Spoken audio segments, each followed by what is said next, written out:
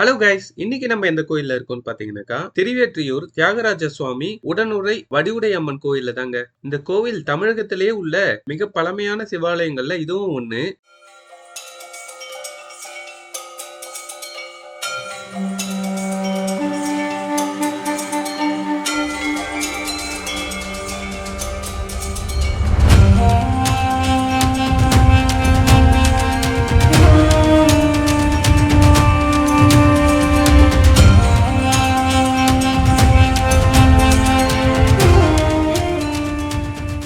இங்கு வடிவுடை அம்மன் பேருக்கு ஏற்றா போல அழகே வடிவாக கருணை பொங்கு முகத்தோட ஞான சக்தியா வீட்டிலிருந்து அருள் பாலிக்கிறாள். இங்கு தினமும் உச்சிக்கால பூஜையின் போது சிவப்பு நிற புடவை சாத்தி பலாப்பழ நைவேத்தியம் வச்சு வேண்டுபவர்களின் வேண்டுதல் அனைத்தும் நிறைவேறும் என்பதும் நம்பிக்கையா இருக்கு. அது மட்டும் இல்லாம இங்க இருக்கிற ஆதிபுரீஸ்வரரே பூமியில உருவாக்கப்பட்ட முதல் சிவ ரூபம் எனவும் சொல்லப்படுது. இங்கு 27 நட்சத்திரத்துக்கும் 27 லிங்கங்கள் அமைக்கப்பட்டிருக்கு.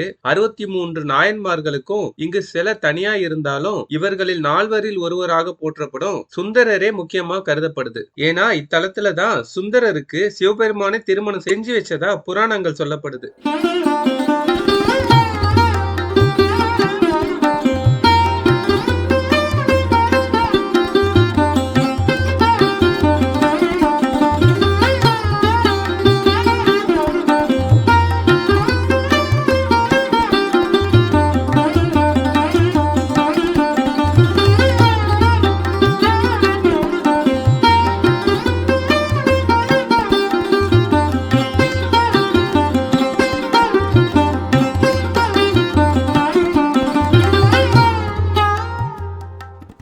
திருவாரூரை போன்றே இங்கும் தியாகராஜர் என்ற திருநாமத்துடனே ஈசன் காட்சி தராரு.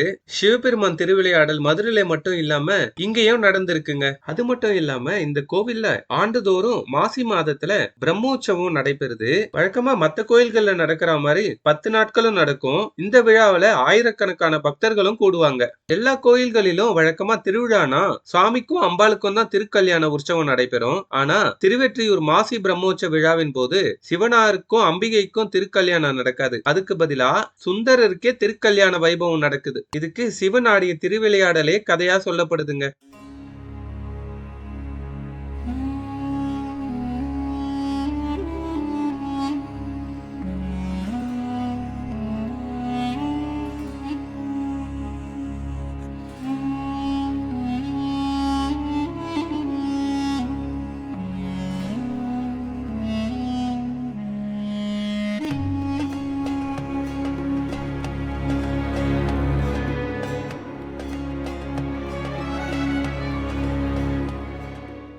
இங்கு புராணத்தின்படி பிரளய அழிவு நேரத்தில் சிவன் பிரம்மாவுக்கு உலகத்தை படைக்க அருள் புரிகிறார். அது மட்டும் இல்லாம பிரளய வெள்ளம் வடியறதுக்கு வழியும் செஞ்சாரு. அந்த இடம் தான் திரு ஒற்றியூர் என அழைக்கப்பட்டு இப்போ திருவேற்றியூரா மாறி இருக்கு. சிவன் தண்ணீர் வடிய செய்ய பெரும் நெருப்பா உருவெடுத்து மகிழ மரத்தடியில சுயம்புலிங்கமா தங்கினார். பிரளயத்திற்கு பிறகு தோன்றிய ஆதி சுயம்புலிங்கம் இதுவாதான் கருதப்படுது. எனவேதான் இங்க இருக்கிறவரை ஸ்ரீ ஆதிபுரீஸ்வரர் எனவும் அழைக்கப்படுறாங்க.